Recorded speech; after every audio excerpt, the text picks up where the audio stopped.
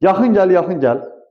Bu cümlələrdə feillər ilkin olaraq qayıdış növü oxşasa da, biz bunlara baxsaq, görərik ki, bu feillər qayıdış növdə deyil. Günəş dağların qoynundan boylandı. Boy sözün köküdür. Lan birlikdədir. Dilimizdə boylamaq feili var, amma burada o boylamaktan söhbət getmir. Lan ona görə birlikdədir.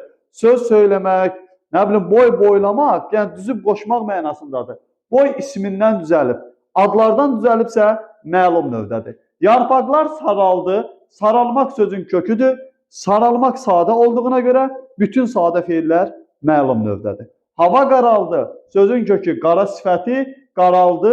Sifətdən düzəldiyinə görə məlum növdədir. Pambıq tarlası ağardı. Ağ sifətindən ağarmaq feili, bu da sifətdən yarandığına görə məlum növdədir.